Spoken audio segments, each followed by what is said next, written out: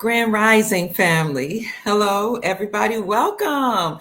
I'm so glad to see everybody. Check in. Let us know where you're hailing from, family.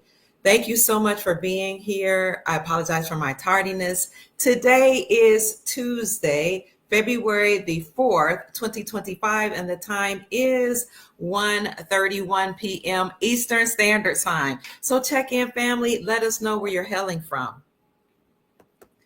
I'm so glad to see everybody here. This is our second podcast for the day. So, Grand Rising, Joyous Rising, Good morning, good afternoon, good evening, good night. It depends upon where you're hailing from. We have some good news today, family. I'm in such a good mood.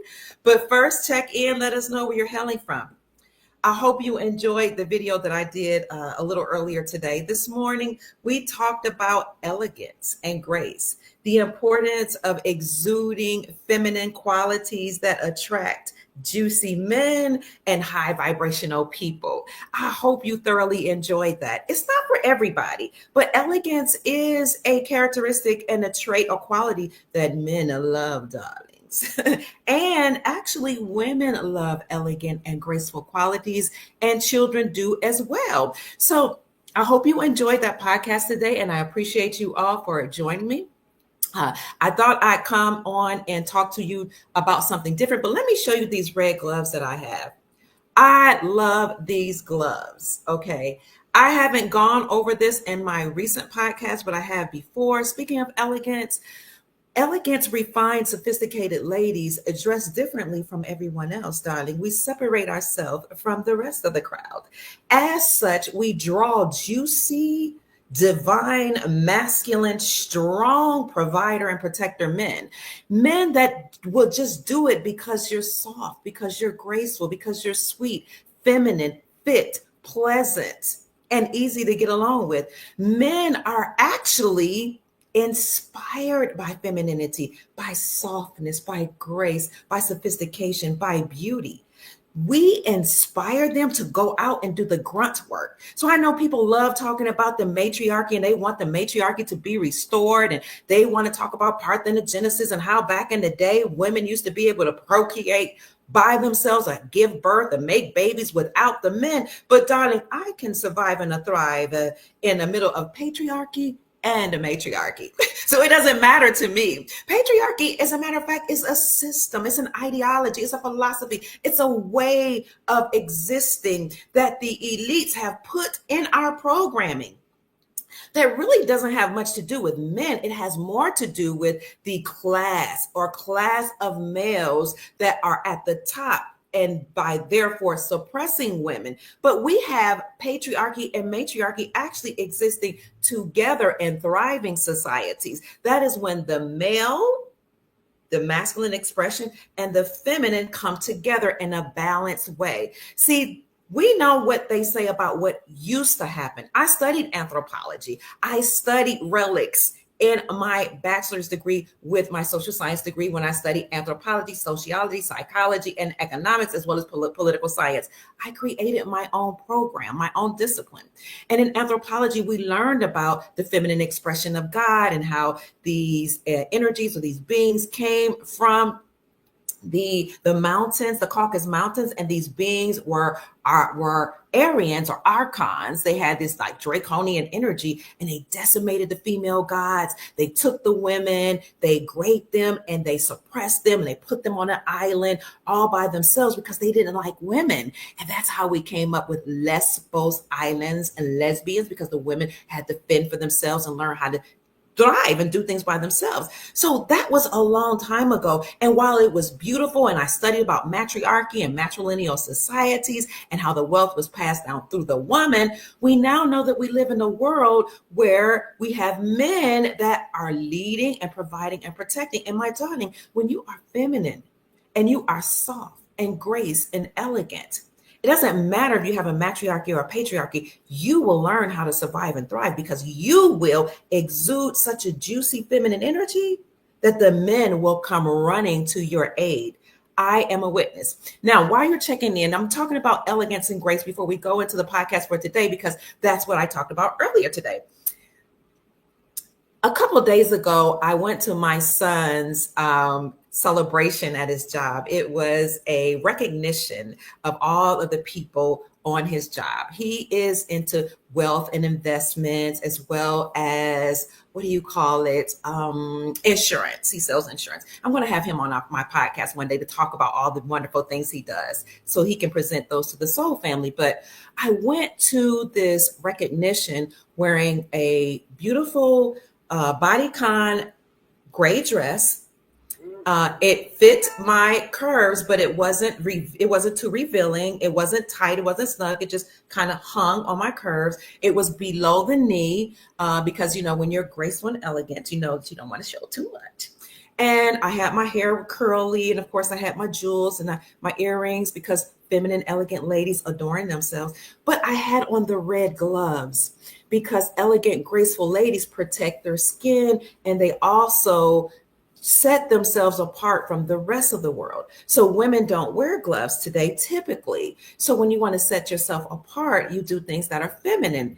Well, I walked into this dining hall full of beautiful families, men and women from all different ethnicities and races. And as I walked into the building, the men rushed up to me and they said, "Oh my gosh, you're so elegant. Oh my gosh, you're so graceful. You're so beautiful." The owner of the company came up to me and said, "I know that there's water already on the tables and we have juice and tea and coffee, but please let me pour you something. We also have liquor over here. And we have this over there and that, and we have food over there. Let me pour something for you. Oh, please let me serve you." Other men rushed to pull out a chair. Men came around me and asked, how can they be of assistance? I had never seen these people before. The women walked up to me and said, "Oh my gosh, that's so classy. I never thought of wearing gloves. It's so beautiful. I never thought of wearing gold and silver. I love the flower." Ladies, the world may tell you that you're equal to a man, but darling, I don't want to be equal. I want to be feminine. I am feminine, classy, elegant, regal, and soft. I am the essence of God, the feminine expression of God. And that is what goddess is, God essence. Okay, when they say show up casual, don't. I show up looking like the feminine goddess that I am, and I am treated as such. Okay, this isn't about bragging. I'm telling you, usually when I come on and we talk about family, like I did yesterday, thank you all who joined us also yesterday, as we talked about how we're going to an era where the women and the ladies are going to need to depend on the men that we claim to detest and despise. We're moving to an era where President Trump, the alliance, and all of the people that are here to serve us, the Grand Army of the Republic, they're removing the shackles and they're removing the obstacles that were in the way to preserve and protect the family. They're getting rid of diversion, equity, inclusion programs, DEI programs. They're removing all of these programs that catered to the woman and made it easier for us to just leave our husbands. Now, there are times when you have to leave if somebody's abusing you, or maybe their goals don't align with you. If if you're not patient and you don't know how to work with, sometimes you're just like, look, this relationship isn't working out. We're not judging those situations. But this whole no fault divorce and just leaving because you're bored, or leaving because, he's not sexing you the way you want him to, that might be good for you, but what's in the best interest of the children? And that's what we discussed yesterday. So now the government is removing those incentives such as AFDC, welfare, food stamps, Section 8 programs that were designed to help people that were in trouble for a temporary moment. But what happened is that what they saw is we became lazy and we depended upon the government as our zaddy or our daddy or our sugar daddy in the stead of our husbands, our men, our provider, protector. And that could be your husband through a marriage certificate or through your own rites and rituals in your own community. Some of you practice common law marriage, which is the way we used to do it tribally anyway before the government was overtaken. Some of you jump the broom, or you sign a contract in your Bible, or you do it in a mosque. However you do it, that marriage was for the sanctity of bringing in children in a secure household, and so that you can establish values and principles for your child and build generational wealth. Because healthy, strong societies are built upon healthy, strong communities, and healthy, strong communities are built upon healthy, strong families. And that is contingent upon you being healthy. So the man has a role and the woman has a role. And I love my role, darlings. I love the fact that men rush to cater to me. When you learn how to be joyful, girly, joyful, play. Remember how you used to giggle? Joyful and genuinely happy, coming from an abundance mentality, knowing that there's more than enough in the world. There's more than enough beautiful, amazing, strong provider, protector men. There's more than enough money. There's more than enough gold. There's more than enough food and resources. When you come from that type of mentality, that is what the world will present to you, because whatever you think about and focus on is what will manifest. And that is what will multiply, my darlings. So let that exude from you, an abundance mentality. Know that there's more than enough. Know that you're worthy, and present yourself like you're worthy. Act like it, think like it, and behave like a lady. So having said that, family, thank you so much for joining us. I appreciate you so much for being here, and so much for joining my podcast on yesterday about families.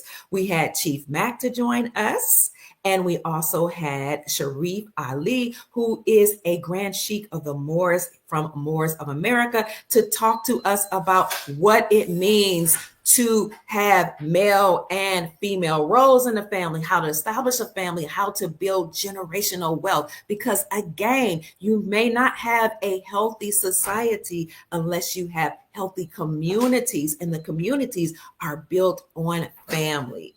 So this is what President Donald Trump is doing. He is doing a marvelous job of restoring the family. Initially, it might seem like he's being some rogue tyrant that's just signing off on a whole bunch of executive orders, just, rushing off with the pen. But the man knows what he's doing. He's using the pen to create executive orders to restore the family and to restore the republic. The republic is our lawful government that we had here before the bloodline families came and usurped authority from our government and created themselves as a corporation in the state of Delaware. In fact, they created themselves as a nonprofit religious organization in 1871, and they created their own constitution called the United States Constitution, or the Constitution of the United States of America. That is what they did over here. And it was run by the Pope and also the British Crown. That's why we paid taxes to the British Crown. We're going to talk about taxes in a few minutes.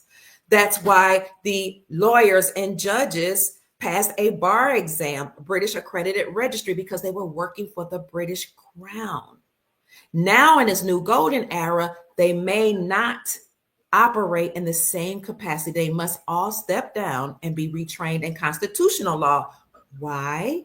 Because they work for the British Crown. They passed a British accredited registry. The money went to the tax, and all the taxes went to the crown and to the Pope. Over here, we have the lawful republic, our government of this land called Turtle Island, Amorica, America, Northgate, Northwest Africa, and there are many other names for her. Some people even call her Tartaria.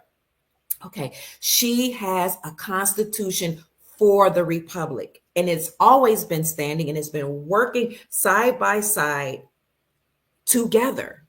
And some people were still operating under the republic. They didn't pay taxes to the IRS. They didn't pay taxes. They didn't get licenses, marriage license, driver license, none of that. And people thought they were being rogue But no, they just understood and understood that they were sovereign. They had supreme rule and control over their own lives. Sovereign. Sov means over, reign means rule and control. We are sovereign, and Trump is returning us back to our sovereignty. We'll talk about that in a minute. Sovereignty is where we're going now because we've always been sovereign by birthright. That is your birthright because the Most High created us to have sovereign. And speaking of the Most High and universal laws, it's not about male or female. I told you patriarchy, it was a system. It wasn't just that there were male and female roles. It was a system, the one that we saw operating, that said men had to rule control completely over women and women had no power. Look it up. But what's healthy is that men have their roles, women have their roles, and we work together to solidify the family, because there's a universal principle that says you must have both female and male energy, and female and males, period, working together to balance each other. So there are roles, family, and we operate and stand in them in our sovereignty, but we know how to relate with one another. Okay. I have my own thoughts about equality. I don't believe that women are equal in strength to men. Okay. And that's why we had roles like taking care of the children, taking care of the family, the home, etc. Some women, of course, work outside the home, but listen to my podcast from yesterday to get more information on that if you're interested, and more information on how to be elegant, refined, sophisticated, and graceful in my podcast from earlier today. But let's talk about how President Donald Trump is restoring our sovereignty. We've had breaking news, family, that I would like to bring to you today. Keep checking in.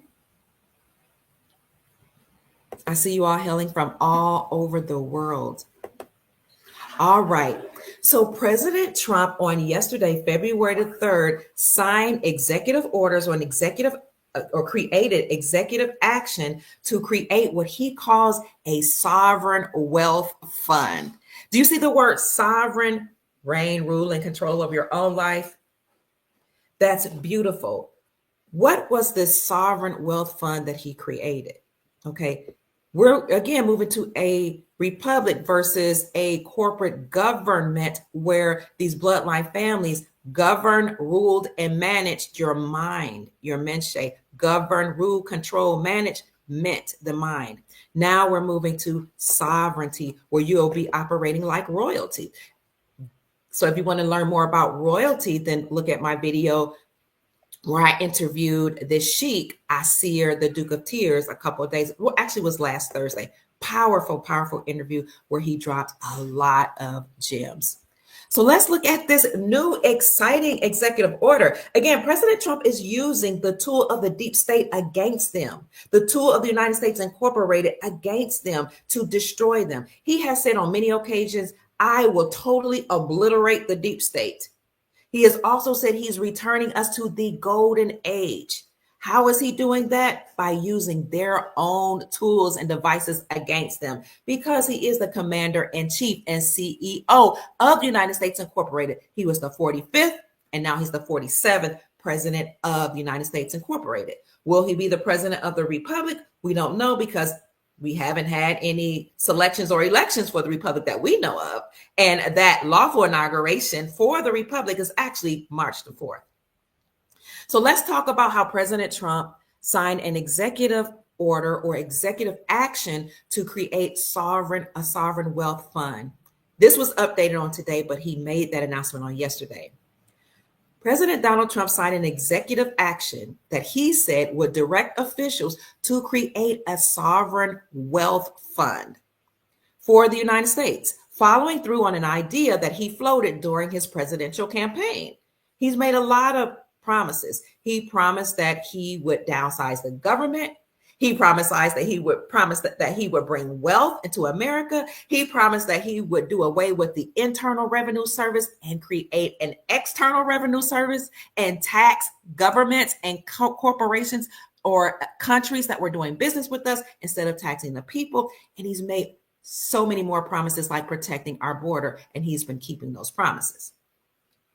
President Trump said, "We as a nation have tremendous potential."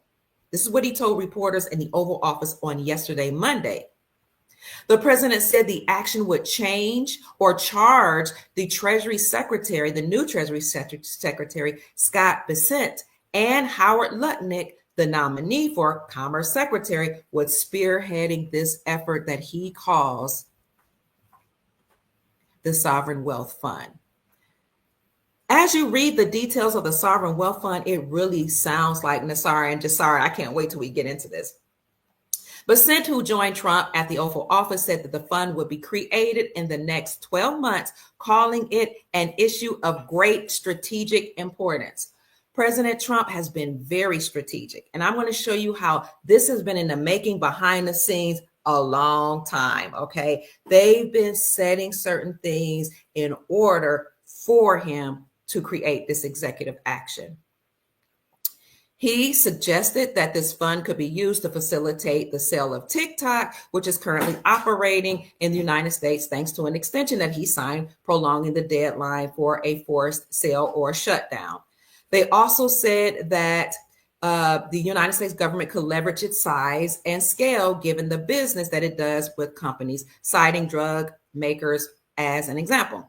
Now, this last part that I want to bring up today kind of upset people and ruffled their feathers, because one of the people made a statement, and I'll quote them: "If you're going to buy 2 billion COVID vaccines, then maybe you should have some warrants and some equity in those companies," he said. And I think when he said that, he wasn't saying we're going to invest now in those vaccines, but the way I interpreted it was, since you guys said that's what you were doing, you wanted to buy vaccines, why wouldn't you just invest in an equity in those companies? But I'm keeping my eye on that, okay? Because I don't care if they do invest in vaccines. Mama Key is not taking them because I'm sovereign. I have rule, reign, and control of my own life. And keep in mind and remember that a mandate is not a law. It only becomes enforceable and law for you, mandate, when you comply. So let's look at that and also look at the other beautiful things that they're talking about when they talk about this sovereign fund. Trump advisors have previously discussed plans to use the United States International Development Finance Corporation to partner with major institutional players to leverage United States economic powers. So that is about him signing the executive order, but what exactly is this order? Well, let's look at Wikipedia and see what Wikipedia has to say about a sovereign wealth fund. Keep chiming in, family. I will acknowledge you and look at some of your questions in a few minutes. A sovereign wealth fund or sovereign investment fund is a state-owned investment fund that invests in real and financial assets, such as stocks, bonds, real estate, precious metals, or in alternative investments, such as private equity funds or hedge funds. Sovereign wealth funds invest globally. This is the way President Trump intends to make us great again or wealthy again. Most sovereign wealth funds are funded by revenues from commodity exports or from foreign exchange reserves. What are foreign exchange reserves? We'll talk about that in a minute. Most sovereign wealth funds are funded by revenues from commodity exports or from foreign exchange reserves held by the central bank. Some sovereign wealth funds may be held by a central bank, which accumulates those funds in the course of its management of a nation's banking system. This type of fund is usually of major economic and fiscal importance. Other sovereign wealth funds are simply the state savings that are invested by various entities for investment returns and that may not have a significant role in financial management. The accumulated funds may have their origin in or may represent foreign currency deposits. This fund is filled with gold, special drawing rights or SDRs, and international monetary funds, and foreign currency deposits or foreign reserves. Keep that in mind. It also includes national assets such as pension investments, oil funds, other industrial and financial holdings. These are assets of the sovereign nations that are typically held in domestic and different reserve currencies, such as the dollar, euro, pound, and yen. These such investment management entities may be set up as official investment companies, state pension funds, or sovereign funds, among others. They have been attempts to distinguish funds held by sovereign entities like sovereign governments, sovereign states from foreign exchange reserves. Let's just break it down. What are foreign exchange reserves? Foreign assets, foreign exchange reserves are none other than foreign currencies. Your Iraqi dinar. What else is made of Iraqi dinar? Foreign reserves are made up of Venezuela bolivar. They talked about bonds, Zim bonds. What else? Indonesian rupiah, Indian rupee, gold, silver, and other assets. These are held by the central banks. Now, I talked about why central banks need to hold gold and foreign reserves or foreign assets, but I'll get it back to you on that in a minute. Sovereign wealth funds can be characterized as maximizing long-term reserves with or returns with foreign exchange reserve serving short-term currency stabilization and liquidity management. Many central banks in recent years possess reserves massively in excess of needs for liquidity or foreign exchange management.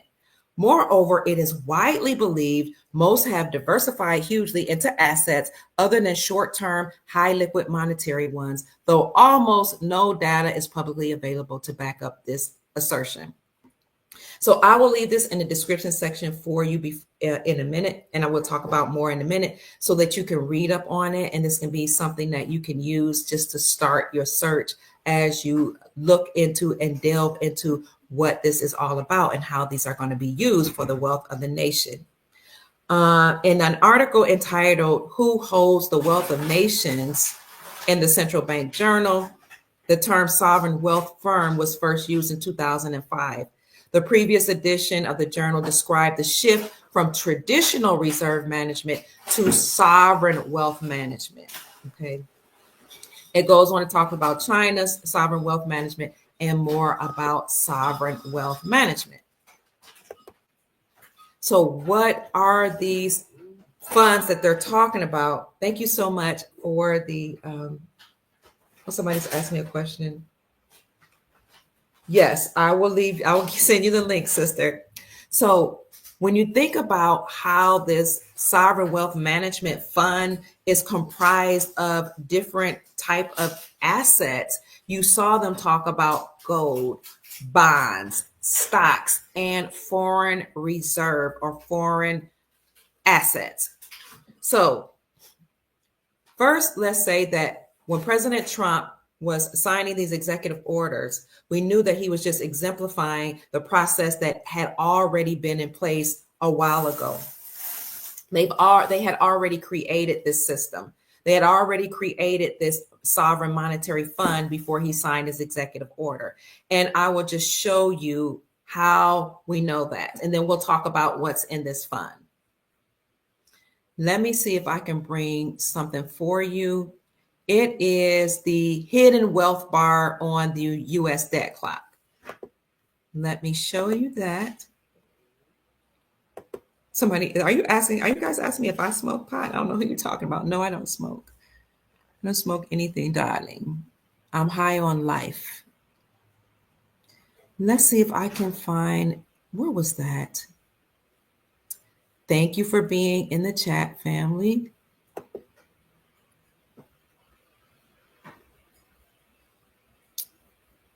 I have so many different links here. Let's see if this one is it. Nope. Oh, that's my page. That's not it. Like the video, subscribe to the channel, and share the video, family. That's not the right one. You know what? I don't see you guys.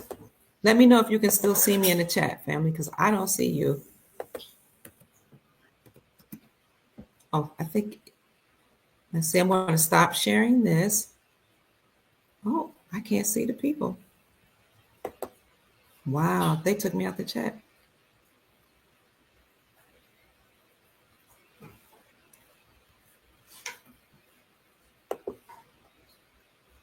Oh my goodness. Somehow I got removed.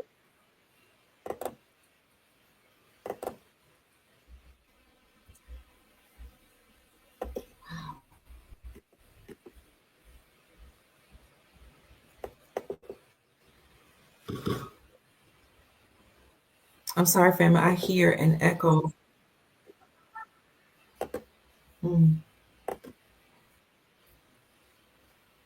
It has so much good information.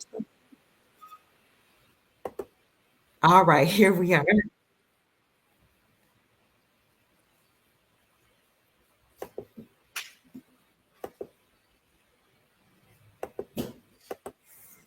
I know you can hear me clicking. I'm trying to figure out why there's an echo.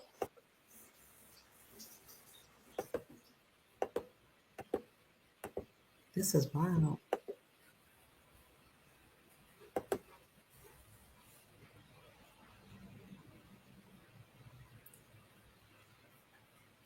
I'm sorry, fam.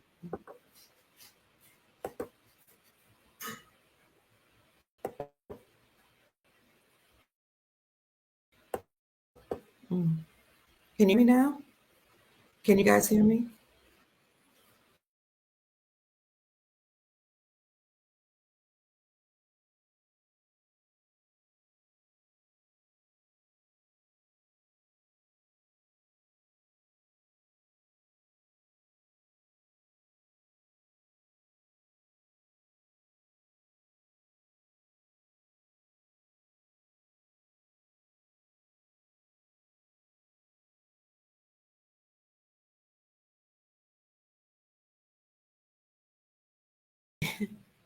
I'm back. I don't know. I was having trouble. I apologize for that. So thank you for being here, family. Thank you for being in the chat. I think I lost my place. Let me see where we were. This is wild. I was going to show you the hidden wealth bar on the United States debt clock. So let me show you this. Minutes. Hold on. I was going to show you how they had already shown us the wealth and the hidden wealth bar on the United States debt clock. Here you go. I can bring that screen up for you now. Right here. Can you see that? Precious metals reserve. You can see how much right here in the precious metals reserve. It looks like, is that 1,205,853,460? This is precious metals. This is the asset back. This says hidden wealth asset based currency. You can see all of the precious metals. They say we have mineral reserves of 5,627,316. No, 5,627,316,149,343. Our real estate assets 74,360,963,400,099. With land reserves of the assets, thank you so much for the Cash App blessing, 24,182,386,273,315. You can see stock market, and this is all in gold here, okay? 50 trillion. Let's see, recaptured assets, 7 trillion, new energy, 3,900,000,000,000, and total hidden wealth that we have in this country, 166,978. No, excuse me, 166,978,799 412,583. And this doesn't even talk about the rare earth minerals that was discovered in Wyoming last year in the amount of 2.34 billion metric tons. So there's a lot of wealth that we have here in America. So you saw that this sovereign wealth fund is comprised of all of these assets. One of the things that they mentioned is gold, and we'll go on to talk about the foreign reserves. What's going on with gold? Have you guys looked at the gold prices lately? Go to goldprice.org, and you'll see that gold reached a new all-time high.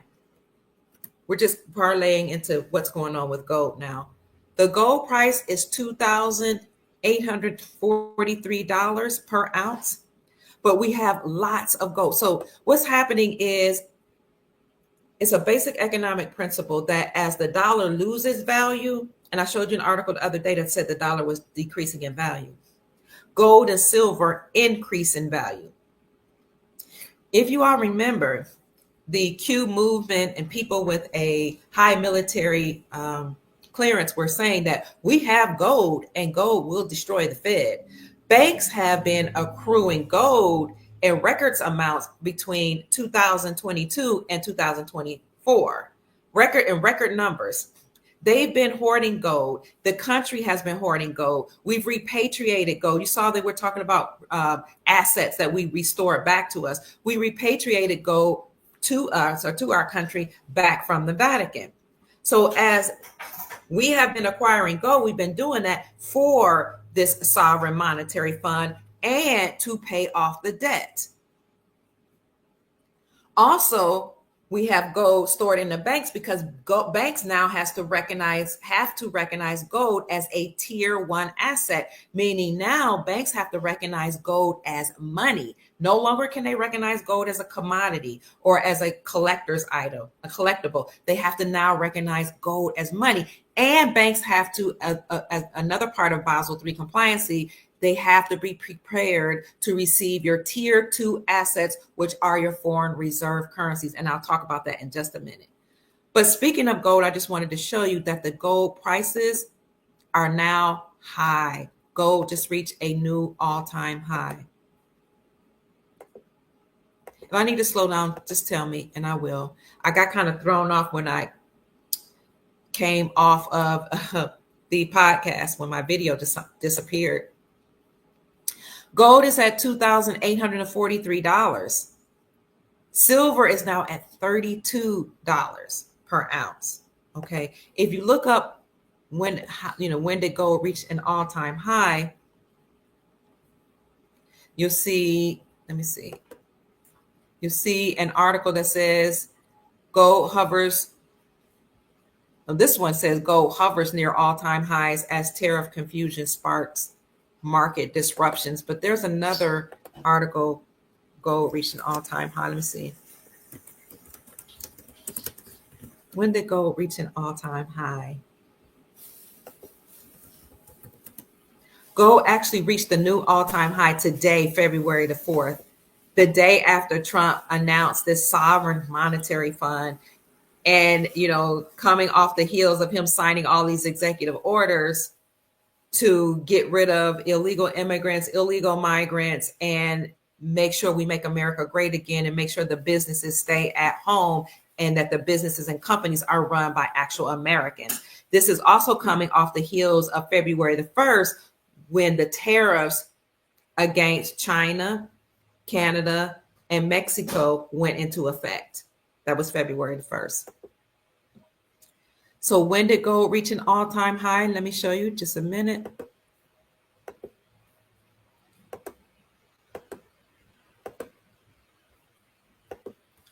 You'll see this article that says gold reached an all-time high or regained an all-time high on Tuesday, today, February the 4th, driven by investors seeking a safe haven asset after China retaliated with tariffs against the United States in response to President Donald Trump's tariffs. The spot gained 0.9% to $2,837 per ounce at about 10:39 a.m. So gold was 2,837 this morning, and now it's 2,843. So it breached the all-time high. The country is doing very well, my darlings, very well. President Trump is keeping his promise.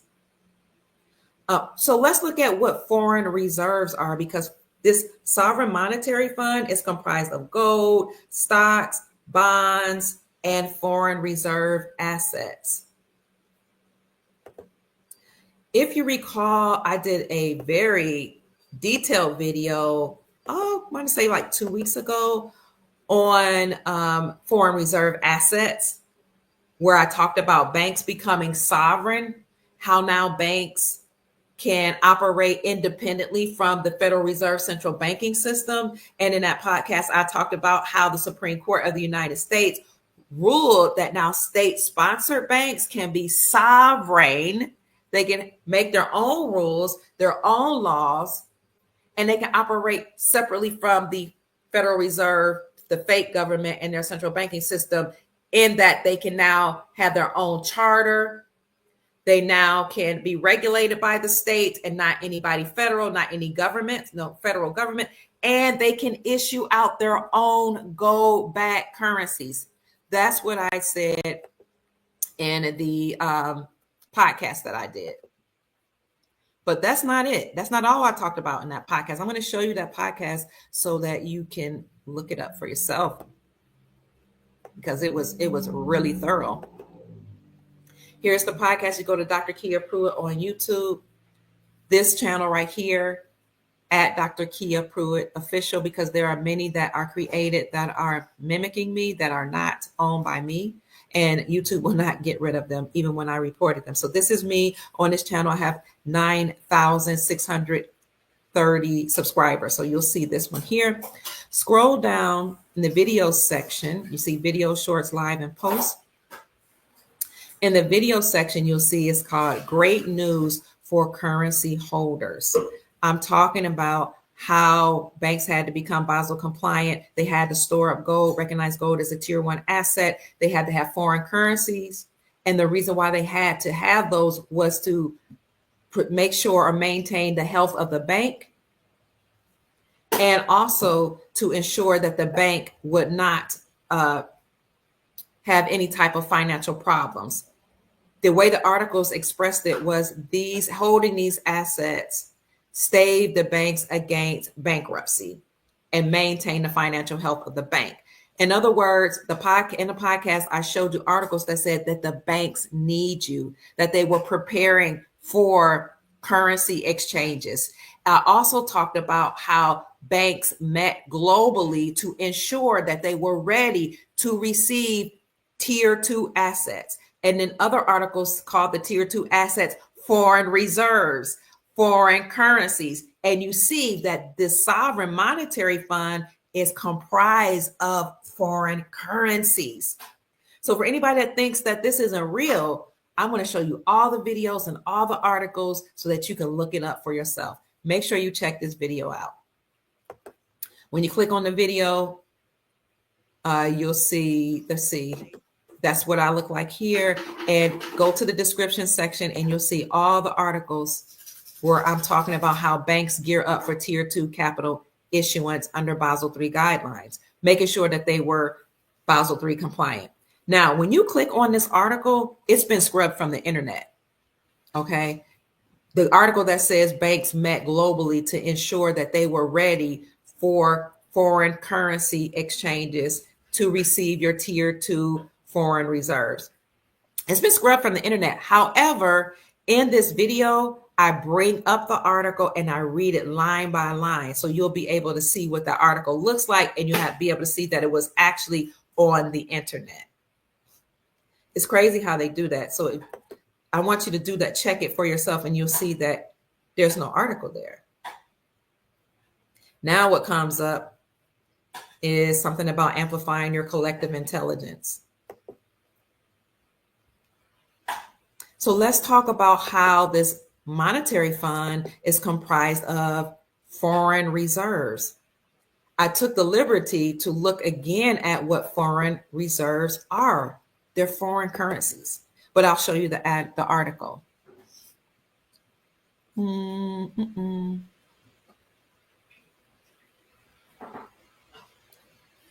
I think I'm going to show you the article.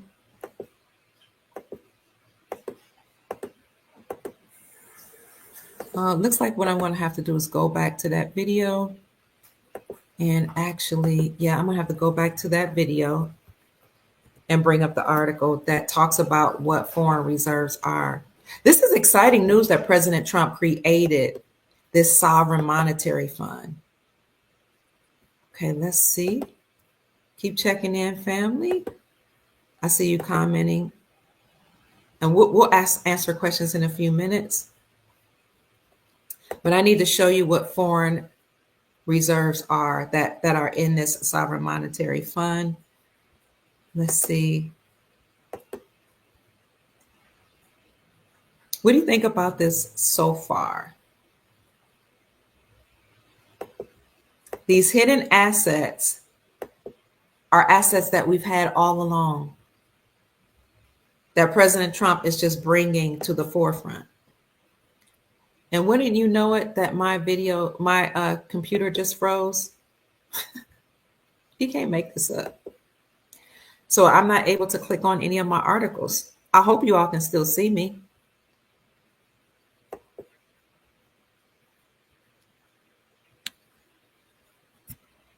I'm just going to wait here. I hear noise. Can you all still see me and hear me? I'm not able to click back on the video to see you. Wow. I don't know what's going on. I'm not able to look on any articles. Is this better? Let me see. Let's see if it's working now. Nope. So I apologize, family. What the foreign reserves are, and I do have an article, maybe I can pull it up on my phone, are foreign currencies. It actually tells you that the foreign reserves are foreign currencies or currencies from other countries. These are what the banks are holding, and this is what's in the monetary fund, the sovereign monetary fund that President Donald Trump actually issued. Now, while we're on that, let me see if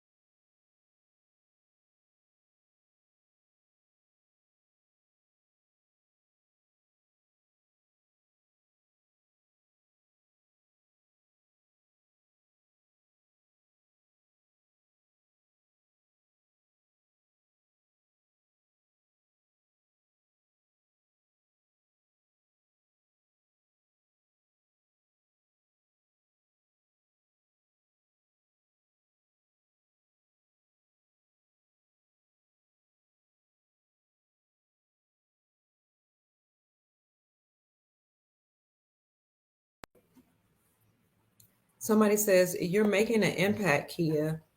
It's already too late for them. Yeah, they just keep taking me down. I vanished from Rumble too.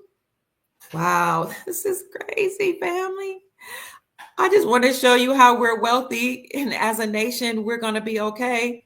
But speaking of how this fund will relieve the tax burden from the people, I want to show you what President Trump asked us today. Let's see if I can go to his page. President Trump actually asked us, should we get rid of the IRS? And we already know that he said he will. Remember when he said, I'm going to get rid of the internal revenue services and create the external revenue services?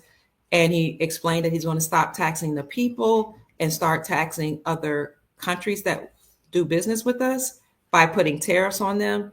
He was letting us know he was doing away with the IRS. Let me see if I can find where he asked, should we get rid of? I don't see it now. Trump asked, should we abolish the IRS? Okay, go to his X page, his Twitter page.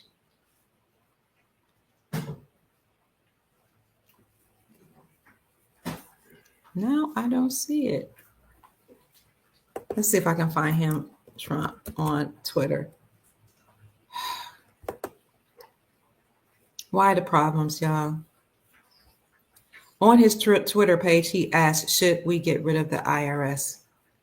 And now I'm having problems finding that. That's wild.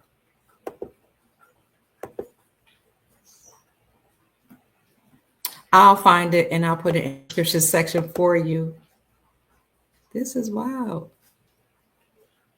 Like it just disappeared from my screen. I'll find it for you, family, and I'll put it back up. But I wanted you to see in writing how he asked, he said, I'm giving, he wanted to hear your thoughts. Should I get rid of the IRS? I believe that was his Twitter page. Keep checking in and let us know what you think so far, family.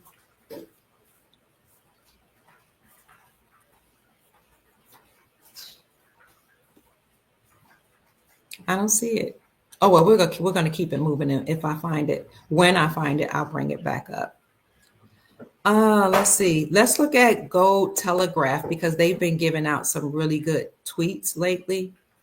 That is a page on Twitter. Follow Gold Telegraph because they keep you abreast on what's going on with gold, and that will let you know what's going on globally and economically as it relates to economics, finances, BRICS as well. Because as you all know, most of the world, if not all exporting nations, have stopped trading with the dollar and started trading with their own local currencies backed by gold and silver, and they've decided to trade with gold. And they call the BRICS coalition Brazil, Russia, India, China, South Africa, BRICS Plus now. So here is Gold Telegraph right here. When you look at it here, they say they're talking about global bullion banks are flying gold into the United States from trading hubs, including Dubai and Hong Kong. It says the West is feeling it. Welcome to the era of gold. Gold is at $2,840, which is a new record high. Gold is flowing into the United States, leading to a shortage in London and a 4 to 6 week delivery backing at the Bank of England. Meanwhile, the United States has announced plans to establish a wealth sovereign fund.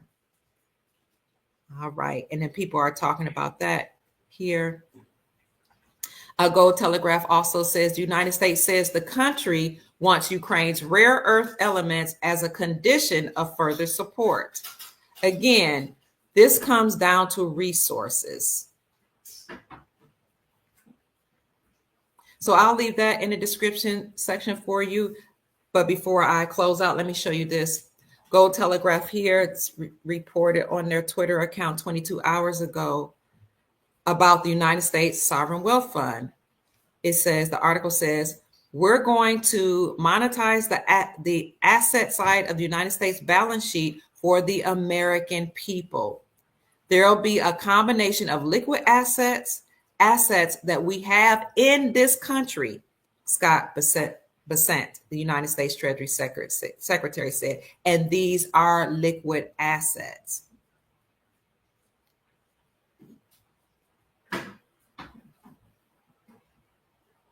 So again, I'll leave this in the description section for you to read. One more. In 1933, they said on their Twitter account, the United States revalued gold to alleviate the economy's debt burden, devaluing the dollar by 69% against gold.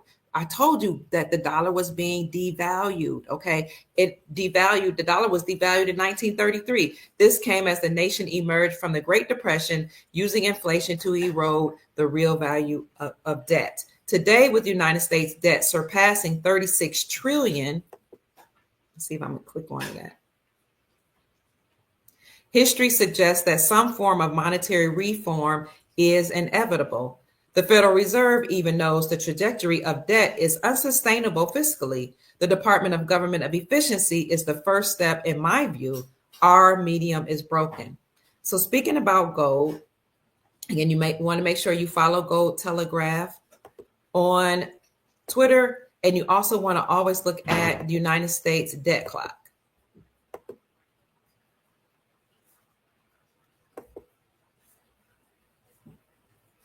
See, this is Donald Trump's page.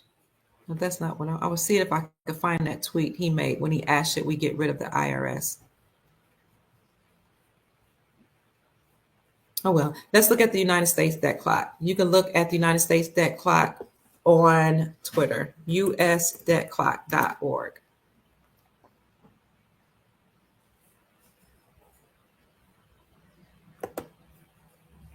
You go to the United States debt clock. Let's see. And if you go to the right, you look up the secret window, and you'll see this, where it says a golden age of wonders. That was usdebtclock.org, or you can go on Twitter to usdebtclock. They've been talking about the golden age for some time. The US debt clock has been talking about it. President Trump has been talking about it to let us know we're moving to an era of gold where we'll be using currencies that are backed by gold, whether it be digital coins or digital assets or actual currency that's backed by gold, and we'll be using gold and silver as money.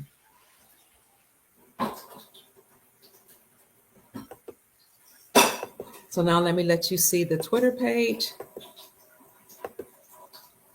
here for the United States debt clock. You saw it was on the secret window today, but the first time they had it up was actually November the 10th, 2024. And then it also talks about how the migrant, the last slide they had talked about how the migrant crisis cost American taxpayers $451 billion a year. And they ask, should Mexico be reimbursing the United States for facilitating their crossings?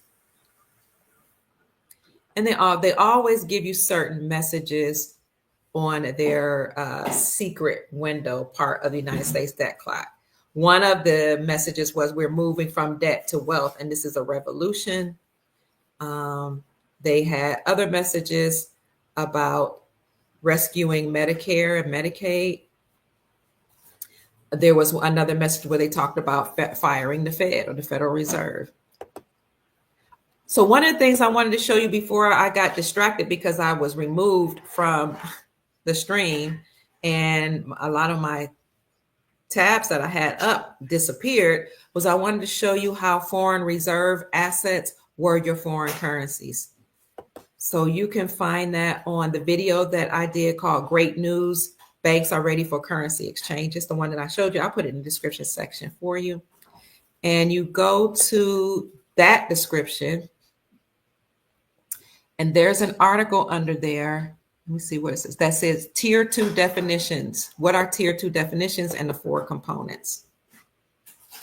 I just want you to stay encouraged, family, that President Trump is moving along to make America great again, to make America wealthy again. And you're going to be a part of the greatest wealth transfer in history, because some of you are right now buying depreciated assets. This is what people did during the Depression, the Great Depression, and how they became wealthy in the late 1929s and 1930s. They bought depreciated assets.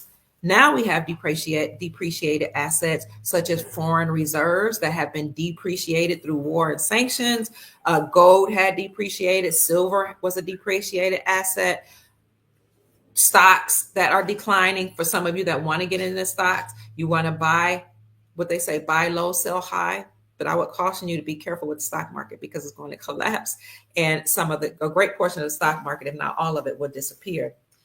Depreciated assets also include real estate. We talked about how the real estate market is taking a downturn as BlackRock, State Street, and some of these other large corporations have bought up the real estate market during the global pandemic, when people were losing their homes through foreclosures. They couldn't pay for their homes anymore, and now they needed a place to stay. So when these major companies bought up the land and bought up these apartment complexes and homes, they put up the rents so that the rent was not affordable for people.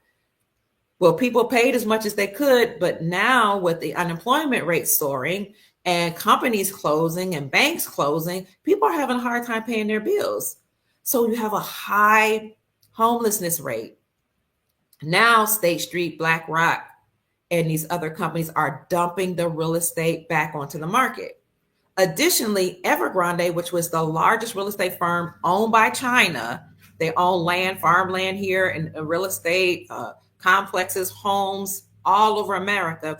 They filed bankruptcy in America about a year and a half ago, and they were forced to liquidate their assets. So all of these houses and real estate in these apartment complexes are being dumped onto the market. In other words, the market is taking a downturn, and real estate is becoming a depreciated asset. So if you have liquid assets or liquid currency, money, you can actually buy real estate now, or you can wait it out, because the price is going to continue to come down. So buying depreciated assets, again, is a way to participate in the greatest wealth transference in history, because these major corporations are collapsing, they're closing, their corporate leaders are on a list where they were forced to resign, resignation.info. You'll see all these corporations, CEOs of companies, CEOs of banks that were forced to resign, resignation.info. Look at that. You know about military tribunals that are happening. You also know that many of these gas stations were owned. Oh gosh, you got to look at these articles that they're owned by foreigners. The articles will say something to the extent of how did they put it? The new face of gas stations in America. And we'll talk about how people came from other countries and bought up the gas stations. People from other countries bought up gas stations, restaurants, chains, hotels.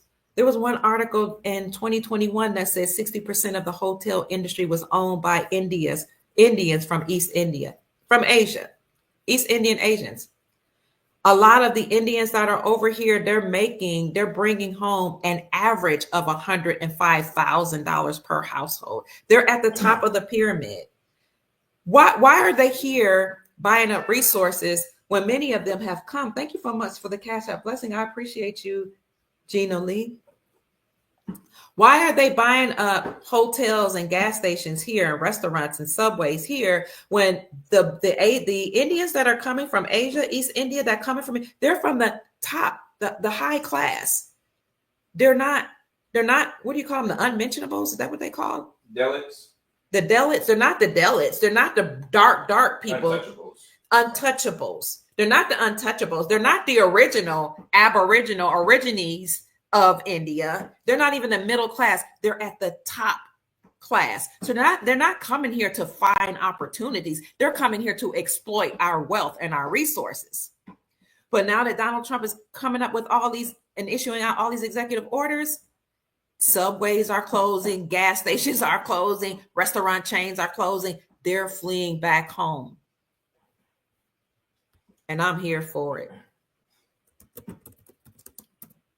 Highest class of Indians.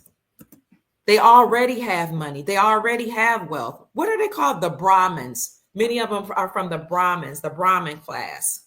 The highest ranking of the four Varnas or social classes in Hindu India. They're at the top of their own pyramid, their own social economic strata. There was the Brahmins, the Kshatriyas, which were the warrior class and a warrior ruling class, the Vaishyas, which were the artisans, the merchants, and the tradesmen and farmers, and then the Shudras, God, and below that were the Dalits or the untouchables, the black ones, the black people, the original people, treated like crap and like the underclass, just like people were here originally. So this is what the class looked like in India. And hey, that's your business. That's none of my business. But why are the priests and academics the highest class of another country here in America owning the banks, owning the corporations, owning the subways, owning the restaurants, owning the gas stations? Why? Because they don't hire Americans. I don't care if you're black or white. What Michael Jackson said, I don't care if you're black or white. They weren't hiring any Americans. They hired their own people. Then they don't put money in your communities. They just absorb the money and they enrich themselves and send money to their countries. They're closing down the restaurants, the gas stations, the chains, the banks. Ruling classes of people here sucking the resources. You don't see the Dalits, the untouchables, the street sweepers, the cleaners, the toilet cleaners, the ones they won't allow to go up the ranks. But you see the top class here in America. And now you know what's happening in America? Now these people who have come from all over America, and we know some people came here for an opportunity, and we understand that. You know, we're not even upset about that. We get it. But some of them came here unlawfully. That's a crime. But what we see is ruling classes of East Indians here, Middle Easterns, Arabs here owning up and buying up gas stations, real estate and land, and a communist Chinese party here. Now what you see is all these people marching in the streets in various countries, in various cities in America, waving their flags, saying, no human is illegal. No human is unlawful.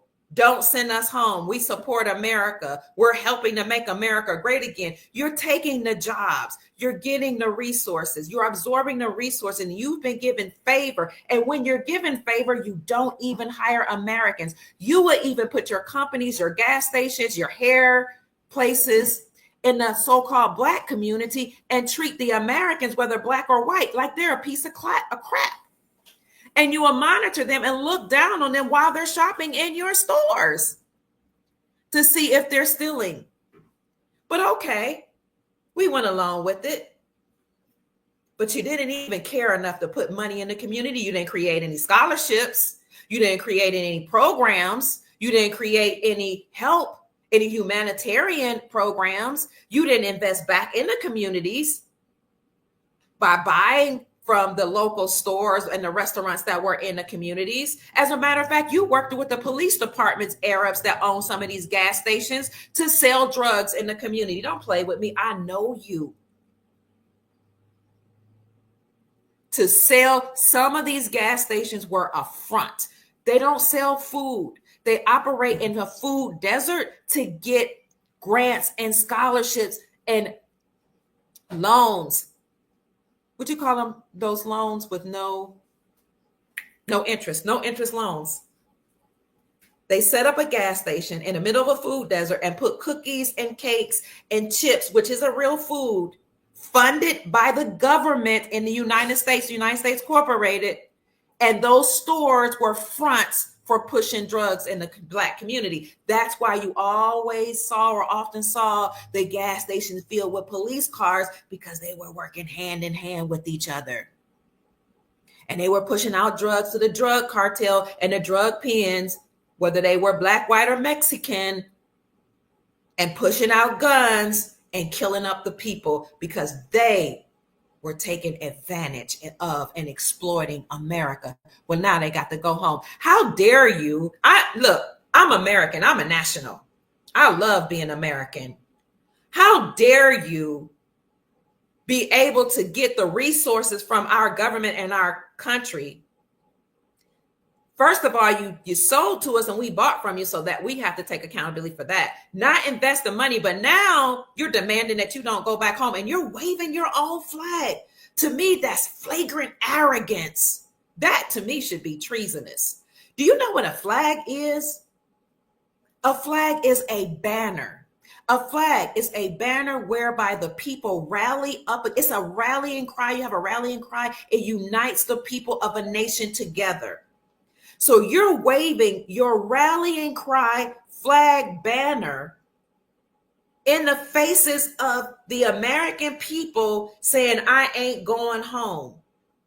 I don't understand why ICE isn't like saying, okay, I see where you all are. Any of you are illegal, get out of here. Because you're marching on United States territory, the Americans, freedom of speech. Okay, but try being American and go to Ghana or China and wave the American flag and say, I ain't going home, and see if they don't lock your tail up. The arrogance. But these people have to go back home. And although we love everybody, it's America first.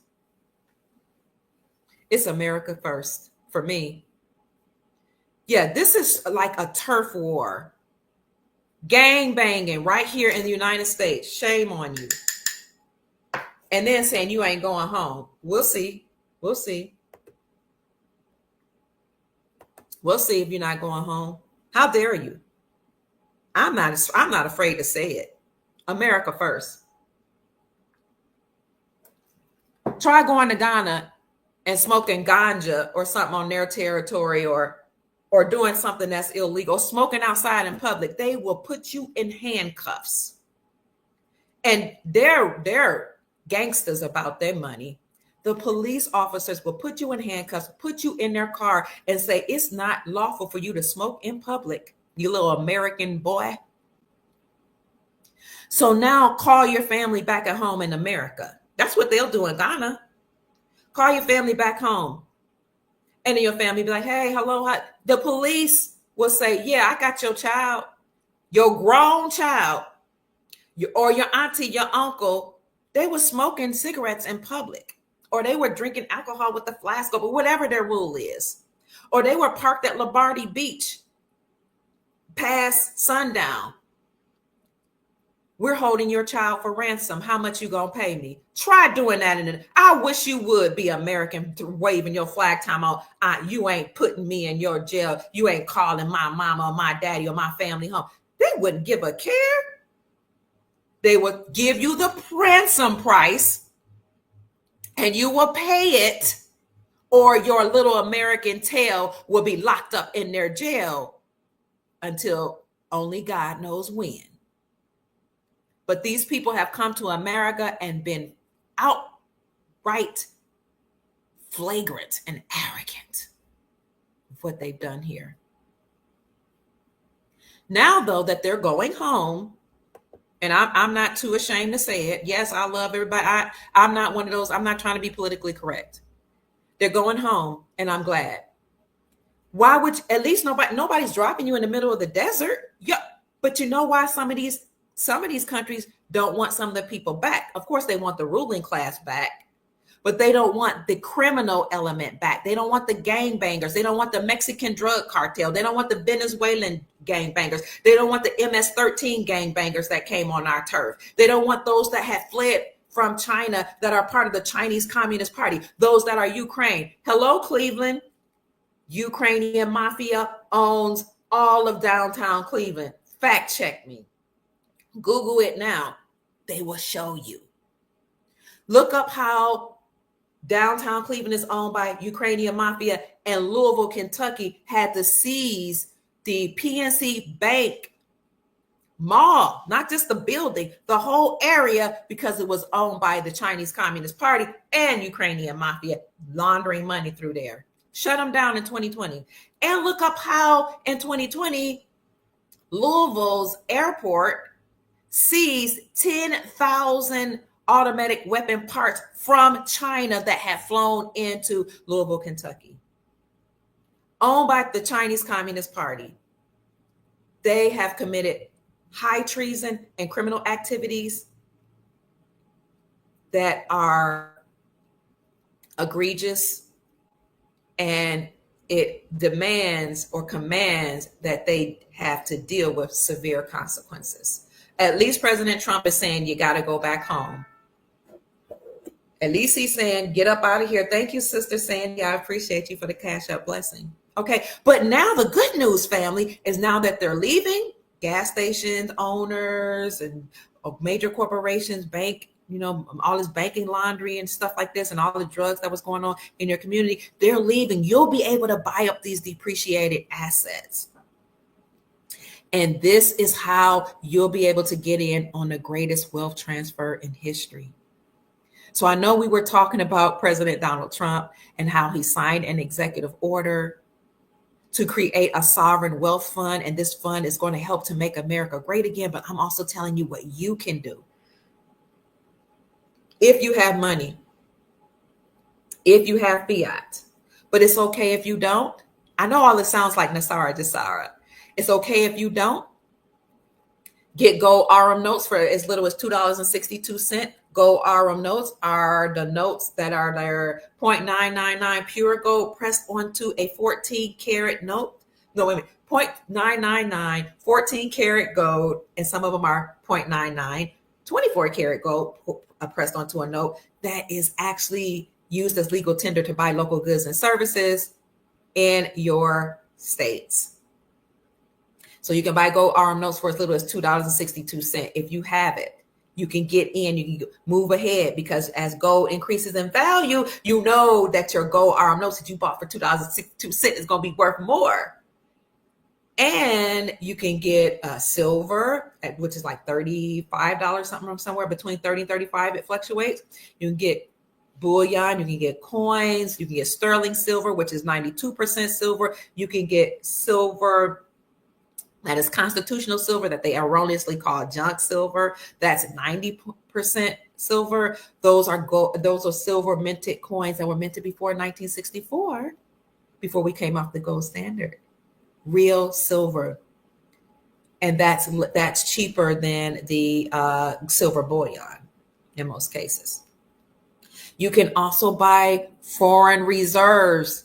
Okay, the sovereign monetary fund is comprised of foreign reserves, right? As well as bonds, stocks, gold, palladium, rare earth minerals, and all that. Foreign reserve, foreign currency notes. You don't have to get the big $100 trillion Zimbabwean Zim bond note. You can get a lower denomination. You can get agro checks. You can get Indonesian rupiah, a lower denomination. You can get Iraqi dinar. You don't have to get the 25,000 note. Find a lower denomination, or Vietnamese dong note. They have $10,000 notes that are just a few dollars.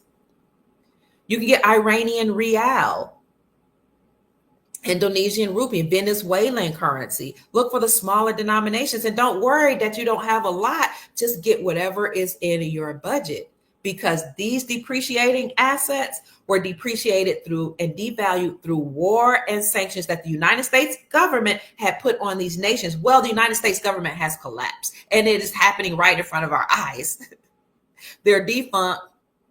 They are bankrupt and insolvent. And that's what President Donald Trump is doing. He's completely obliterating them. We're waiting for his final executive order and his final word that it has completely collapsed. But you can get on the greatest wealth transference in history by buying those depreciated assets. And then when we return, because after he dismantles the deep state and completely obliterates them, He'll make an announcement, and that will be the announcement that we've returned to the republic. Our lawful government has been restored. That will be the Nasara announcement. And then that's when we will do our currency exchanges at the banks. But again, I told you the banks met globally last year to make sure they were prepared. Look at my video called Great News for Currency Holders, and you'll see all the information I give you. And I told you I will look for what those foreign reserve notes are. Give me a second. But before I do that, let me show you this notable resignation list, just so you can see for yourself that a lot of people are being forced to step down from their positions as CEOs. Go to resignation.info. Notable resignations worldwide. Here are the resignations, and this list needs to be updated. 14,309 resignations of 13,744 people within about 10,000 organizations in 171 countries. The article says since December 26, 2017, resignations, retirements, firings, and death cases have been tracked. Here are the numbers here, and you'll see, we need to update this because the last one I see is February 16, 2023. You'll see the president of the World Bank. You'll see vice president of the government of South Africa on here. You see the CEO of YouTube, a former CEO who was forced to resign, and she was replaced in 2023. You see Royal Canadian Mounted Police Department, or the commissioner. Let's go down. And here you'll see the defense minister of Germany, and you just keep clicking and you'll see all the forced resignations and the firings that occurred within 171 countries. This is happening for our benefit. So I know people are like, what's taking so long? Why haven't we exchanged? Why hasn't Nasara been announced? Why haven't we all become wealthy? Well, President Trump is creating this wealth fund for us, right? Right now, he just signed an executive order, but we haven't exchanged on our currencies because you still had these nefarious people in power. You have to do a complete, total cleanup of the deep state. And then you have to make an announcement that is done and then turn the power back over to we the people by restoring the republic. We're almost there. President Trump has been signing executive orders like a madman. A madman is what I say. I mean, just one by one, like he's working like crazy. You know how they say the pen is mightier than the sword? Well, we can see that happening right now. So I showed you the notable. Somebody says, I hope we're not going to wait all year. I know, but we've been enslaved for centuries, maybe for thousands of years as a human species. So I'm just grateful that I get to be alive to experience and see, witness the takedown of these nefarious beings in my lifetime. And I'm excited about meeting the extraterrestrials that are here to help. Oh my God, I am so elated. And just knowing that we're close to the exchange brings me joy every day. And the way I maintain my joy is when I read the news, I look for the good in the news, and I look for good news, and I listen to high vibrational music. For example, yesterday I was listening to Earth, Wind and Fire, Kool and the Gang, the music, Sister Sledge, the music that we grew up on in the 70s and the 80s, because you're mainly the 70s is when because I was born in the 60s, but the 70s, my aunts and uncles would listen to this good music, feel good music, and my dad. And so that's what I do when I work out. That's what I'm doing, when I need my mood uplifted. Or you can just listen to music that have high vibrational frequencies. I also do that. You can listen to it during the day, during the night. Take walks by the beach, take walks in nature, do some deep breathing exercises. Do yoga, Pilates, whatever it takes to keep your frequencies raised. Eat healthily, drink lots of water, eat lots of high vibrational foods like living foods, raw fruits and vegetables. that will literally raise your vibrational frequencies. It will literally increase your libido, lift your mood, release endorphins, go out and walk, do some running and exercising, and you will continue to release endorphins while you're waiting on the currency exchange. Keep talking to each other, family. Let me find this article.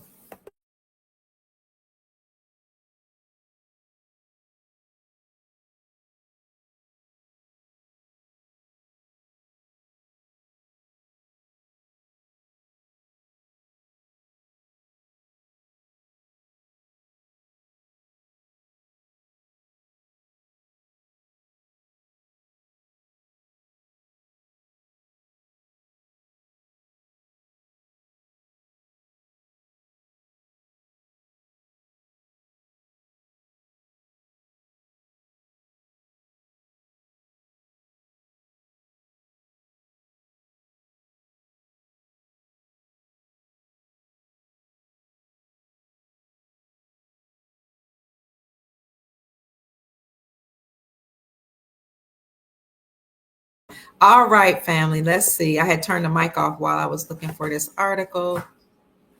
Tier 2 capital definitions. Remember, foreign reserves are in this sovereign wealth fund, and I told you all that banks met globally to determine their preparedness and ensure that they were ready to receive tier 2 assets, and which are foreign reserve notes or foreign reserves. This is what tier 2 capital is. It's kind of hard to talk to you about what those tier 2 assets are without showing you the article that said banks met globally. But you have to look at my video because, again, that those articles have been scrubbed from the internet. But I show you in the video called Great News for Currency Reserve Holders. The term tier 2 capital refers to one of the components of a bank's required reserves. Tier 2 is designed as the second or supplemental layer of a bank's capital and is composed of items such as revaluation reserves or hybrid instruments and subordinated term debt. It's considered less secure than the tier 1 assets. Tier 1 assets that all banks must have are gold. Banks had to recognize gold as a tier 1 asset. They needed to have gold, and they need to have tier 2, which is foreign currencies, again, to make sure that they maintain the health of the bank and to stave against inflation and against bankruptcy. Here's the 4 components of the article. I'm just going to read the 4 components, and then I'll leave the article in the description section for you so that you can know foreign reserve tier 2 assets are the same thing, and all banks met to ensure that they're ready for your assets and for the currency exchange. Tier 2 capital is the second layer of a capital that a bank must keep as a part of its required reserves. Secondly, the tier is comprised of revaluation reserves. Revaluation reserves are your foreign currencies, right? We've been talking about a revaluation. General provisions, subordinated term debt, and a hybrid capital instrument. Thirdly, there are 2 levels of tier 2 capital, upper level and lower level, and the article would talk about that. And then tier 2 capital is subordinate to tier 1 capital and is considered riskier and is more difficult to calculate if a bank needs to liquidate. So the article will show you explicitly how tier 2 assets or foreign reserves are your foreign currencies. Family, I just want to encourage you. Was I frozen again? Oh my gosh. I just want to encourage you, family, that things are happening and they are moving on our behalf. I think that's about it. So now I'm looking at the article. I'm going to the link that I had where Trump asked, should we end the IRS? But it's not showing me his tweet. I don't know what happened.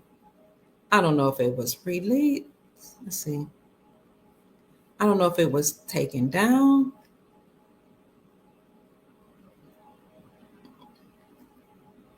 In the meantime, let me show you something that I just saw on Twitter as it relates to your foreign currencies or your foreign assets. We are ordering drinks. I want one on the rocks, not frozen. I hear you, Joe. Thank you so much for the Cash App blessing. You guys are so generous. God bless you. Heaven smile on you is my prayer. I appreciate you. Look at what I just saw on Twitter. This is tweeted out or has been tweeted out by Dinar Revolution. It says CBI warp speed moves. IQD must RV. A joint statement was issued out by the office of the Prime Minister and Prime Minister of the Central Bank of Iraq. It looks like they're saying banking reforms constitute an important pillar of the economic reform adopted in the government program. In order to complete the important steps that the government has started in this framework since it began its work, and in order to achieve a package of development targets that require banking development, the government, in cooperation with the Central Bank of Iraq, has embarked on a comprehensive initiative that includes a comprehensive strategic banking reform process that constitutes a turning point in the history of economic developments in Iraq. And it's consistent with the extent of commitment to raising the level of banking standards. So they're raising banking standards, they're enhancing financial flexibility, and they're supporting the competitiveness of their financial system. These comprehensive reforms aim to keep pace with developments in the countries of the region and of the world, and contribute to opening partnerships and prospects for communication with the outside world on a broad scale in modern banking and financial transactions, as the Central Bank of Iraq works to implement and develop regulatory and supervisory frameworks with international partners, which contributes to achieving sustainable growth and development in the banking sector. These reforms are focused on these components: strengthening ownership structures and governance frameworks, and they're doing it by enhancing transparency and accountability through measures including the creation of diverse ownership structures. Secondly, they're raising the level and standards of services by increasing access to basic financial services for all members of the Iraqi people through enhancing efficiency, increasing the supply of products, and modernizing the infrastructure of the banking sector. Three, the harmonization and conformity with international standards are done so by imposing adherence to recognized frameworks and practices in the areas of combating money laundering and combating the financing of terrorism.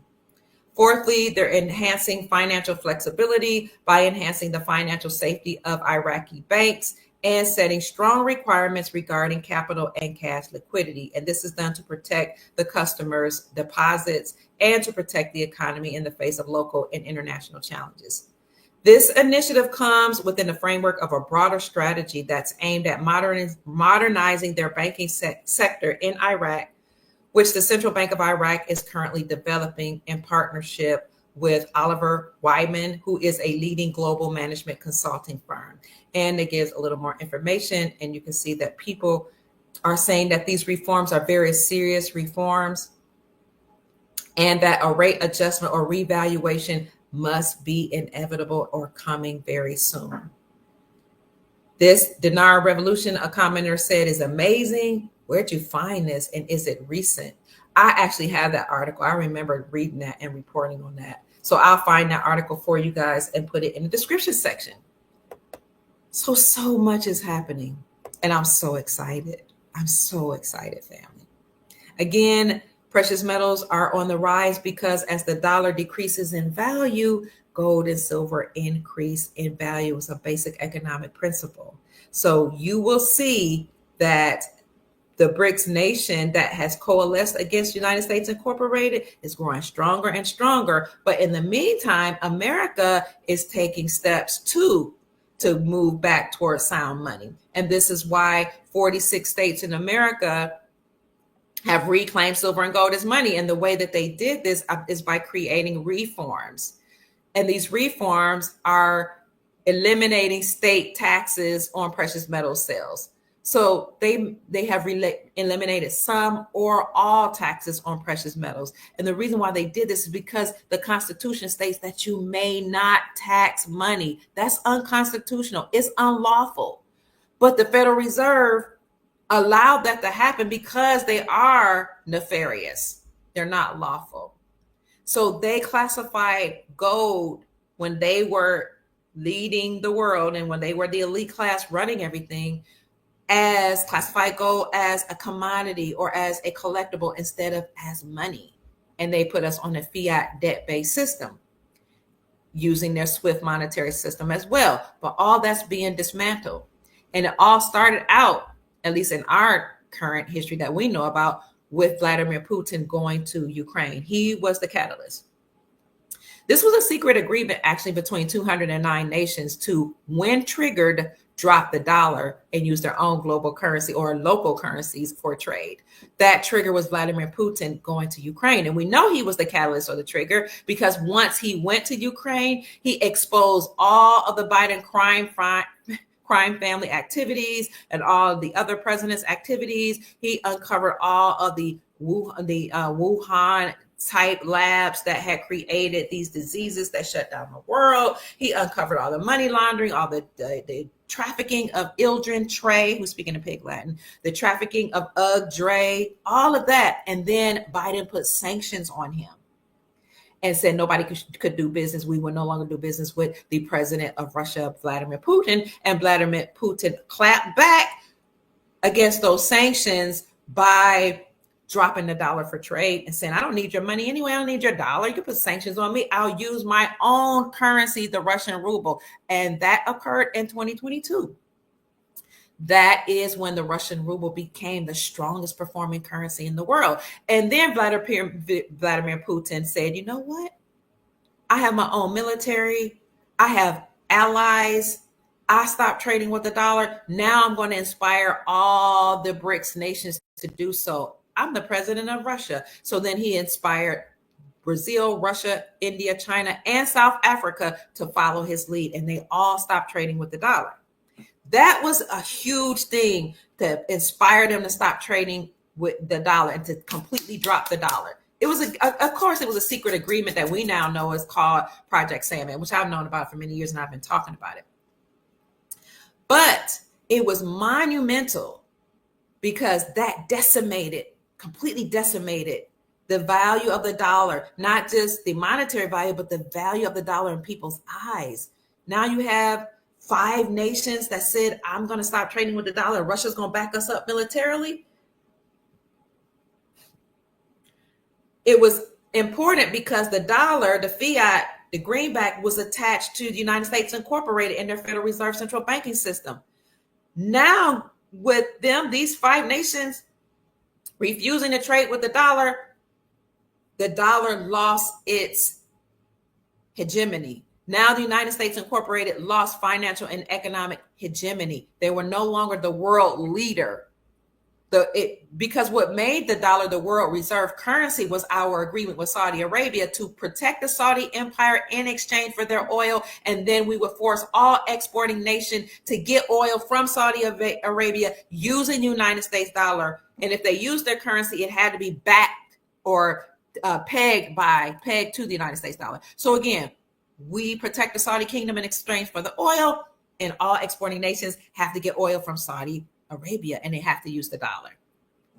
Well, once Vladimir Putin stopped trading with the dollar, and Brazil, Russia, India, China, South Africa stopped trading with the dollar too, then the United States dollar started losing its value as being the world reserve currency. And then Saudi Arabia joined BRICS secretly in about 2022. Mainstream media didn't report it. I reported, and I brought the CEO of Miles Franklin Precious Metals Company onto the podcast to confirm and affirm that this had indeed happened, and he did in 2022. I got the videos to prove it. I could put them up, but I know you guys get mad when I put up old videos, but I'll put it up in the description section. I'll say this is a repost just so you can know it. Okay, when Saudi Arabia joined BRICS, the Brazil, Russia, India, China, South Africa coalition in 2022, They then became known as Sal BRICS, and that totally changed the landscape as it relates to the United States dollar and how people viewed the dollar. And the United States incorporated in their central banking system, the Federal Reserve, lost financial and economic hegemony. They no longer were the powerhouse, the world leader. That sealed their collapse. The United States incorporated, not the republic, not our government, okay? And then more nations started joining in 2022, all the way up to 2023, now into 2025, so that all exporting nations, almost all of them, if not all of them, had joined BRICS, or they joined the Shanghai Corporation. Those are the Asian conglomerate of nations. So you have BRICS plus, and you have the Shanghai Corporation. This is the East, coalescing not against America, coalescing against the United States Incorporated and their Federal Reserve central banking system and the dollar. So the dollar has lost lots of its value, which is why silver and gold are both increasing. This is good news for us because, again, behind the scenes, you have state legislators that have said we rejected central bank digital currencies from the central bank. When we will not receive those, they cannot come into our state. You cannot bring your centralized currencies, your digital centralized currency into our states because according to the 10th Amendment of the Constitution, state governments or state communities have more power than the federal government. So state legislators are taking upon themselves to say, we rejecting central bank digital currencies and we are taking away taxes from the sales of precious metals. And this is why the Sound Money Defense League came up with the article that said 46 states have reclaimed silver and gold as money. They are operating in their sovereignty. Additionally, the Supreme Court of the United States last summer ruled that state-sponsored banks can operate independently from the Federal Reserve central banking system, okay? And they can issue out their own gold-backed currency. If you want to see things move along faster, you want to see you want to see all merchants except gold and silver, then you can operate right now at your local and state level to put pressure on the lawmakers to force these merchants to recognize silver and gold. Some of them will because they know silver and gold is lawful money, but the lawmakers can make this go into action in your state faster. You have power, more power than you think. So people are like, I'm tired of waiting. I'm tired of seeing, I'm just ready to get my currency exchange. I'm ready for gold to be recognized. I'm ready for all this to end. You can operate right now. Pressure your local lawmakers. Operate in your city. Operate in your states because states are sovereign. All states are actually countries in America. That's why they have their own flag. They have their own laws, their own lawmakers, their own symbols. Some of them have their own anthems. You can force your lawmakers to force merchants to recognize silver and gold right now so that you can start using it faster because it's happening behind the scenes, but we have power. We're sovereign. If we just start operating in it, we will see things manifest a little quicker. So all these things are happening, family, for the good of the human family. All things are working out for our good. Just stay encouraged. Alaska loves gold. Should you file your taxes? I'm not. I haven't in a long time, but I really wish I can find. You guys heard though Donald Trump saying he was getting rid of the IRS and implementing the External Revenue Service. So it's happening. And lawmakers have already put bills on the table to eliminate the IRS, to abolish the IRS. Let me see if I can find Trump's tweet to end IRS. Let's see if I can find it, because that would be so powerful. Oh, Trump cease and desist to the IRS. I didn't see that. Oh, I didn't see that. Okay, let me show you guys this. Let's if I, what I told my family is that paying taxes is actually voluntary. You can ask for an extension. You can write a letter and tell them you are experiencing financial hardship. So ask them to forgive the debt and keep filing the extension until the IRS is completely done away with. My daughter had called the IRS about a pressing matter, and I told her to ask the agent if indeed it were true that they were absorbed by the United States Treasury Department. And the agent said yes. She said that's why we're not answering the phones, is we don't have a lot of people. She said that the United States Treasury Department deals with all the money. She said that's why we can't answer your questions. We don't deal with money. That time for that is over. Ask for an extension, family, but this is just what I told my family to do. Also, if you can't pay or it's not in your budget to pay your car note, call the so-called lender, because we know we're really the creditor, but call the so-called lender and tell them that you'd like to have an extension, or that you would like to put off your payment. So I'd like to have an extension on paying my car note, or or however you put it, or I don't have the money to pay. What are my options? Because what I'm seeing now, and they've been doing this, a lot of people just didn't know it, but what they're now you don't even have to ask usually. Now, if it looks like you're about to be late, now they're sending you a text and say, hey, we have extension options. They're texting people, they're calling people, they're giving you email. But it's always been the case that if you cannot afford your car payment, then you can call that lender or that bank and tell them that you're experiencing economic hardship or loss of income, sick or whatever. And then they'll give you an extension. And what they'll do is they will put that payment that you owe onto the end of your loan, so that you don't have to pay it for that month at least. I'm just trying to give you different ways to finesse the system until everything turns over. Let me show you what's going on with the IRS, family. Somebody says, thank you for your teachings. I got a couple gold backs. They will be shipped to me February the 14th. Congratulations. I'm so happy for you, Penny. You're welcome. That's your Valentine gift to yourself. So let's see what's going on with the IRS in the news. What I did is I Googled or typed in Trump tweets to end the IRS. And you'll see he calls for the end of the income taxes. He replaced the IRS with tariffs, or could he replace it? Bessent easily confirmed as the Treasury Secretary. Now let's look at the Trump cease and desist, see what that says.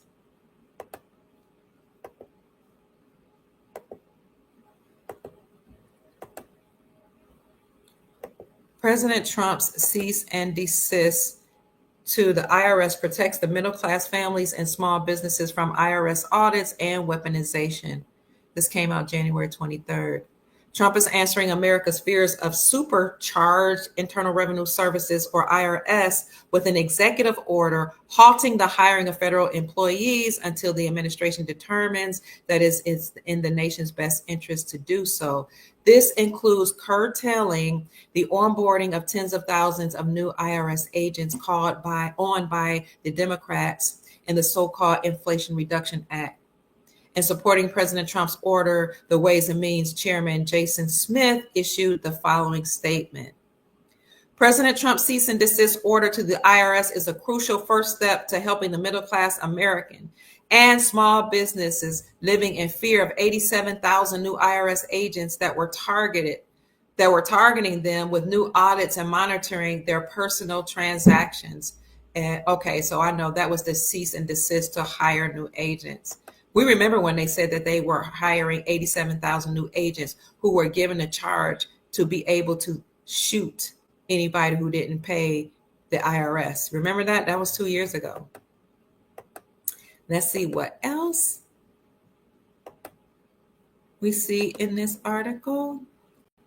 Trump abolishment of IRS. This was 6 days ago. Oh. His abolishment of the federal income tax brings the United States back to the richest period in history. He said we had a no income tax. The income tax came in 1913. And as I said in my speech last week, instead of taxing our citizens to enrich foreign nations, we should be tariffing and taxing foreign nations to enrich our citizens, Trump said during his conference address in Doral, Florida on Monday. Whoop. Hope you all, oh, you guys didn't see that. Let me put it up for you. I apologize. Let me show you what the beginning of that article looks like. Here it is. Trump proposes abolishment of federal income tax, bringing U.S. back to the richest period in history. So it looks like Trump is, well, we know he's going to be successful. This man is not playing with these people. And there was one more about income taxes. Trump does the unthinkable. Officials call for an end to income taxes. He may be the first president of the United States in history to do so. Oh, he's on the road. See if I can get rid of these. I was trying to get rid of those advertisements. I'll show you that, family. So, family, we're going to be wealthy again as a nation, as individuals, and as families. So keep your vibrations high, family. See, here's the article. He does the unthinkable, officially calls for an end to income taxes, and he may be the first president to do so.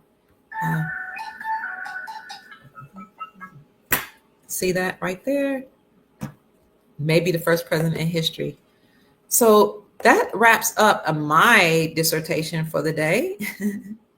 Let me see what questions you guys have or what comments you have. And then we'll get off right before 2 o'clock. I mean, right before, yeah, would it be 2 o'clock? No, right before 2:30. It's right before we make the 2-hour mark. Removing fluoride from the water is something that he's signing. Yes, Jay, good things come to those that wait. I know we're tired of waiting, family. I do. If we can just be patient, hold on. And if you can't be patient, let's work at the state level to get some of these changes cracking. Grand rising to you as well. Yes, I remember the feel-good music. I love it. March 10th is a notable date. IH2 says, IH2 Consultants, thank you. March 4th is the lawful inauguration for the Republic. And then IH2 says March 10th is good. Don says, good, feel-good music raises our vibrational frequencies. Let's see what else you guys are saying. Oh, yeah, they were spraying the skies. Martin says, it's a great show. Thank you. I was kind of concerned because I kept leaving the stream and losing my articles. It was wild. You listen to Bob Marley to raise your vibrational frequencies, Chief says. Chief Faya says. Basically says, I was remodeling the bathroom hearing this. She was cracking me up. It went from 75 to 40 in less than 12 hours where you are, CJ. Wow. Let me see. Family, did I recognize you all that gave me a Cash App over the weekend? Cash App? I don't think I did. So I'll do that. I apologize. Thank you. Thank you, Sandy Collins, Pamela Hexel. Thank you, Gino Lee. God bless you, Cameron Frederick. I appreciate you. Audrea, thank you so much. Renee Williams, thank you. Julie Davis, Peter Kirksey, Jamie Conrad, Priya, thank you so much for the gift and the monetary gifts and blessings. Brian Ashby, Theo Walford, Sister Natasha, I appreciate you. HBKJK or HBJLK, Sister Bridget, Sister Deb Hill, Ernest Cooks, Michael George, and Kirby Troy, as well as Herchandra Logan. Thank you so much for the Cash App gift, the monetary blessing. Oh, that's Gold Star Mother Susan Price. She told me to call her. Something must be up.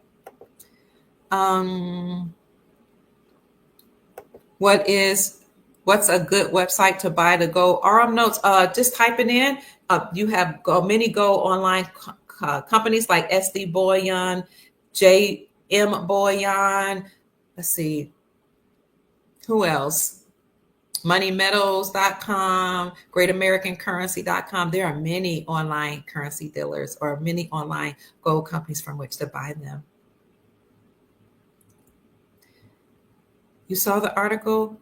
What about credit unions? Any ones that remaining have to be Basel III compliant under NASARA. So wait till NASARA is announced, or wait till Trump announces that the deep state has been demolished and we're returning to our republic. And then we know that it's time for those exchanges.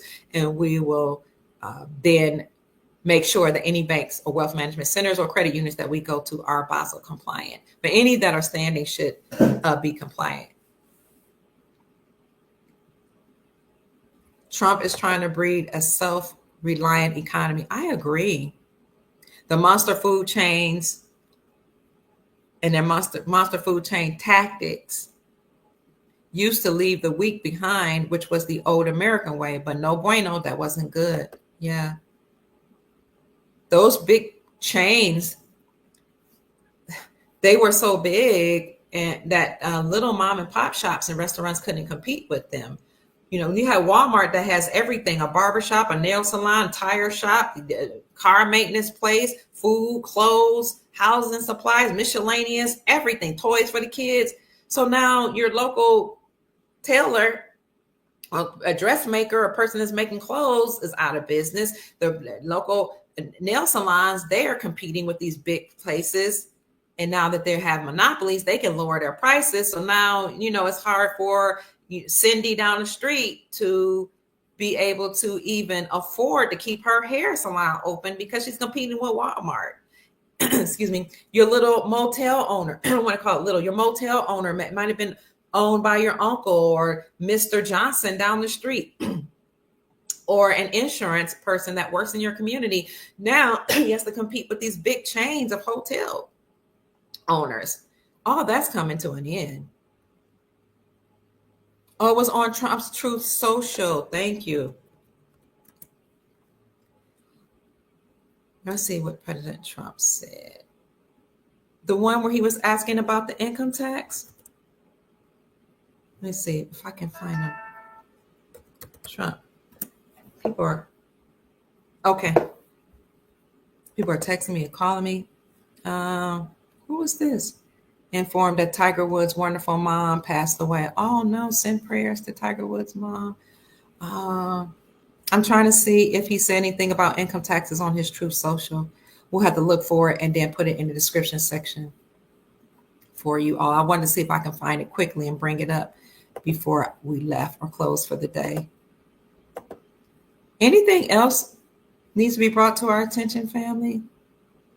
Rumble's back on, Sister Inez. I'm back on Rumble. Thank God. Whew. Okay, family. I don't think,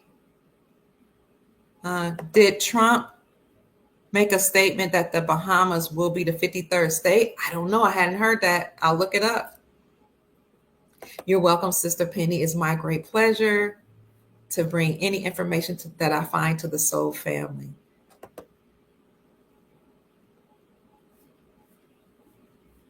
So family, stay encouraged. Keep your vibrations high. I love you all so much. Thank you, Sister Karima. Is that Sister Karima? Thank you, Karima, for saying we love you. I appreciate you and I love you too. Jeffrey said he's hiding his Bolivar, waiting patiently. I haven't followed the Freedom Freedom Fighter, but I will. Since you suggest that. So that's it, family. I thank you for your time. I thank you for your attention, your comments in the comment section, the extra intel information you were dropping in the chat. I thank you for the Cash App blessing and monetary support. For all of you who have been asking, my Cash App is $ Mama Kia 13. That's $ MAMAKIA 13. I am so excited that we have all together work to bring in the golden era, and we're going to experience tremendous wealth, family. President Donald Trump, the Grand Army of the Republic, the Galactics, Earth Alliance, and we are ushering in joy, peace, love, truth, freedom, and justice. Having said that, family, things are changing for our good. My name is Dr. Kia Pruitt. I hope I've said something to raise your vibrations and inspire you to create the most amazing, magnificent life that you desire and deserve. Go make this a great day. Mwah. Talk to you soon. Bye-bye.